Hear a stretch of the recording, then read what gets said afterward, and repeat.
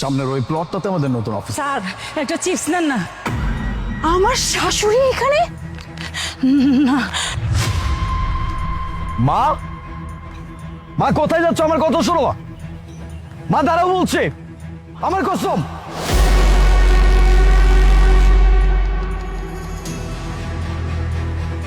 কি ব্যাপার মা, তুমি রাস্তায় রাস্তায় চিপস কেন বিক্রি করতেছো? তোমার এই অবস্থা কেন? স্যার আপনি আমার বিরক্ত করতেছেন কি লিগা? আর কারে মা কইতাছেন? মা তুমি আমাকে চিনতে পারছো না? আমি তোমার ছেলে, আমি তোমার গর্ভের সন্তান। মা প্লিজ আমাকে একটু বলবা, তুমি তুমি কেন এসব কাজ করতেছো? যেখানে প্রতি মাসে তোমার খরচের জন্য আমি টাকা পাঠাই, তুমি তুমি চিপস কেন বিক্রি করবা? কই, আমার তো কোনো ছেলে নাই, আমি তো এই পৃথিবীতে একা। আর আমার চিপসের কথা কইতাছেন? আমি কেন চিপস বিক্রি করতেছি, আমি কিসের জন্য চিপস বিক্রি করতেছি সেটা আমার ব্যাপার। তাতে আপনার কি হয়েছে? আপনার সমস্যাটা কি? মা আমারও তো একই প্রশ্ন, যে তুমি কেন চিপস বিক্রি করতেছো? আমি প্রতি মাসের 1 তারিখে তোমার জন্য 20,000 টাকা বরাদ্দ করি, আর সেটা আমি তোমার হাতে পৌঁছানোর জন্য ওর হাতে দিয়ে দেই। তাহলে তুমি টাকা পাওয়ার পরেও এরকম কাজ কেন করতেছো? হ্যাঁ আমি মানছি যে আমি তোমার সাথে দেখা করতে পারি না। মা দেখো, একটা বিজনেস শুরু করছি, আমার মাত্র বিজনেসটা দাঁড়াইছে, এই জন্য আমি ওখানে সময় দিই। আমি তোমার সাথে দেখা করতে পারি না, তার মানে এই না যে আমি তোমার কোনো খোঁজ খবর রাখি না। আমি তোমার জন্য টাকা পাঠাই মা, তুমি তুমি টাকাই বা কেন পাবা না, আর তুমি এইসব কাজই বা কেন করবে? আমি কিচ্ছু বুঝতে পারছি না। মুনা মা, মা এসব কি বলছে? কি করতেছেন? আপনি আমার ছেলে, হ্যাঁ? আপনি যদি আমার ছেলেই হন আর আমার যদি আপনি খরচই দেন, তাহলে আমি এই রাস্তার ভিতরে রোদ্রে পুইরা বৃষ্টিতে ভিজা আমি এই চিপস চানাচুর এগুলি কিসের জন্য বিক্রি করতেছি? শখে শখে বিক্রি করতেছি আমি এগুলি। হালিফ, আমিও না বুঝতে পারছি না যে মা মা মিথ্যে কথা কেন বলছে। তুমি আমাকে যখনই টাকা দাও আমি সাথে সাথে মাকে টাকাটা পাঠিয়ে দিছি, বাট আমি না বুঝলাম না মা কেন মিথ্যা কথা বলতেছে। আর মা আপনার কি হয়েছে? হ্যাঁ, আপনাকে তো আমি প্রতি মাসে টাকা দিই, তাই না? তাহলে আপনি শুধু শুধু কেন রাস্তাঘাটে চিপস বিক্রি করতেছেন, তার উপর ছেলের কাছে আবার আমার নামে মিথ্যা কথা বলতেছেন? কি 20,000? আরে স্যার, আপনার বউরে জিজ্ঞেস করেন, আপনার বউ কখনো 20,000 তো দূরের কথা, আমারে 20টা টাকা দিছে কিনা সেটাই জিজ্ঞেস করেন। আলিফ, বিশ্বাস করো, তুমি আমাকে অ্যাটলিস্ট বিশ্বাস করো। আমি যখনই তুমি আমাকে টাকাটা দিতে সাথে সাথে আমি টাকাটা মার কাছে পাঠিয়ে দিতাম, কারণ আমার মার জন্য অনেক চিন্তা হয়, তার ওষুধ, তার অসুস্থতা সব কিছু নিয়ে। তাহলে তোমার কেন এটা মনে হচ্ছে যে আমি মাকে টাকা দিব না? আর মা প্লিজ, আপনি কেন মিথ্যা কথা বলতেছেন আমার নামে? কেন শুধু শুধু ওর কাছে আমাকে খারাপ বানাচ্ছেন? আরে বাবা, আমি কিচ্ছু বুঝতে পারছি না। তুমি বলতেছো তুমি সত্যি বলতেছো, মা বলে যে সে সত্যি বলতেছে, তাহলে মিথ্যাটা কে বলছে আর সত্যিটাই বা কে বলছে?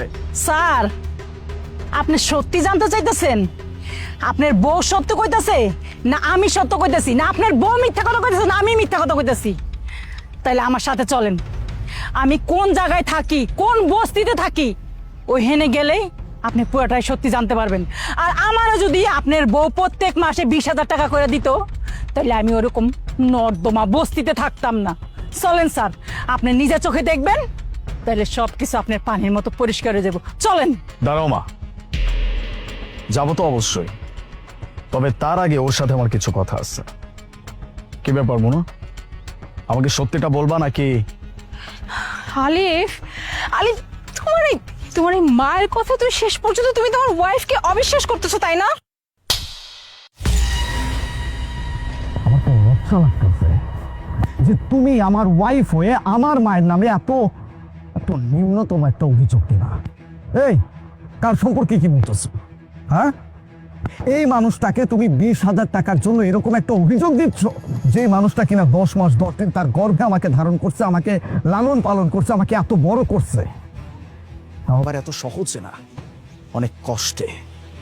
আমি ছোটবেলায় নিজের মামাকে হারাইছি, তারপর থেকে এই মা কোলে পিঠে করে আমাকে মানুষ করছে, মানুষের বাসায় কাজ করছে আমাকে মানুষ করার জন্য। আর তুমি কিনা সেই মাকে এত বড় একটা অভিযোগ দিচ্ছ যে সামান্য 20,000 টাকার জন্য সে আমার কাছে মিথ্যা কথা বলছে, আর সেটা আমার বিশ্বাস করতে হবে। আমি বুঝতে পারছি কে আমাকে সত্যি বলছেন আর কে আমাকে মিথ্যা বলছে। আরে 20,000 টাকা তো আমি কোনোদিন চোখেই দেখি নাই। আমি একদিন বৌমারে ফোন দিছিলাম, আমার অসুখ, ওষুধের লেগে কিছু টাকার লেগা। বৌমা কি কইছে শুনবি? বৌমার একটু ফোন দেই, দে বৌমার থেকে যদি করে টাকা লইতে পারি তাইলে আমি একটু ওষুধ খাইতে পারবো, নাহলে তো আমি চলতেই পারবো না। এখন আবার এই বুড়িটা কেন ফোন দিল? হ্যালো হ্যালো বৌমা, কেমন আছো তুমি? এই, আমি না তোকে বলছি তুই এখানে ফোন দিবি না, ফোন কেন দিলি? বৌমা শোনো একটা কথা, রাগ করো না মা, আমার শরীরটা তো অনেক খারাপ, তাই কইছিলাম কি যদি আমারে কটা টাকা দিতা আমি একটু ওষুধ এনে খাইতাম। এই, তোকে আমি কতবার করে বলছি যে তোকে আমি একটা টাকা দিতে পারবো না, হ্যাঁ? আর তোর শরীর খারাপ না কি খারাপ এটা তোমার দেখার বিষয় না, হ্যাঁ? তোকে টাকা দেওয়ার মতো আমার কাছে একটা টাকা নাই, তোকে আমি কোনো টাকা দিতে পারবো না। বৌমা শোনো না, বেশি লাগবে না তো, মাত্র 3 দিনের ওষুধের টাকা দিলে এবো। তোমারে তো আমার পোলায় আমার টাকা দেওয়ার লেগে টাকা পাঠায় প্রত্যেক মাসে, আমি তো আর কই নাই যে আমারে পুরো টাকা ধরে দাও, মাত্র 3 দিনের ওষুধের টাকা দাও না বৌমা, আমার শরীরটা খুব খারাপ। এই বুড়ি, তোর কত বড় সাহস, হ্যাঁ? আবার এটা হিসাবও রাখিস, হ্যাঁ? যে তোর ছেলে প্রতি মাসে আমাকে তোকে দেওয়ার জন্য টাকা দেয়। শোন, তোকে আমি কি বলছিলাম, হ্যাঁ? আমার একটা ফিউচার আছে, আমার ফিউচার নষ্ট করে তোর মতো বুড়ির পিছনে তো আমি অযথা টাকা খরচ করতে পারবো না।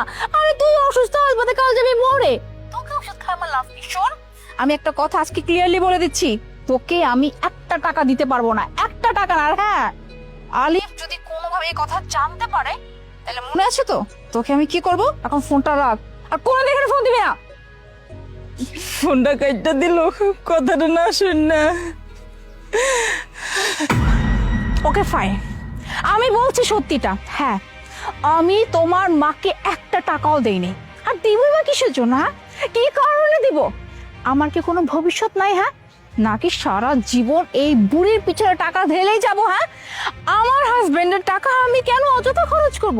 এই বুড়ির পিছনে টাকা খরচ করা মানে শুধু শুধু টাকাটা খরচ করা, ফাউল খরচ, যেটা আমি করতে পারবো না, হ্যাঁ?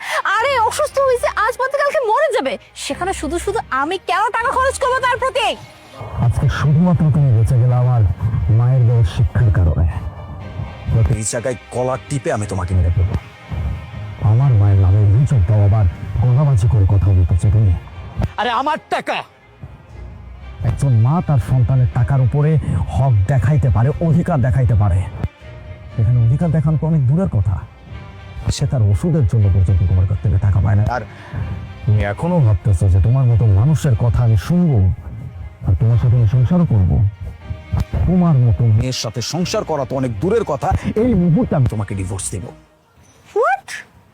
আরে কি বলছো তুমি? তুমি কি বুঝতে পারতেছ? সামান্য তোমার এই মার জন্য তুমি তুমি আমাকে ডিভোর্স দিবে? Just shut your mouth! সামান্য কাকে বলছো তুমি? হ্যাঁ, আমার মা আমার কাছে অমূল্য সম্পদ। সামান্য যদি কেউ হয় সেটা হচ্ছে তুমি, তাও শুধুমাত্র তোমার এই নিচু মন মানসিকতার কারণে। আমি তোমাকে এমনি এমনি ছেড়ে দিব না, ডিভোর্স লেটার তো পাবাই, কিন্তু আমার মায়ের সাথে যে অন্যায়গুলো তুমি করছো এটার জন্য তোমার শাস্তি উপভোগ করতে হবে।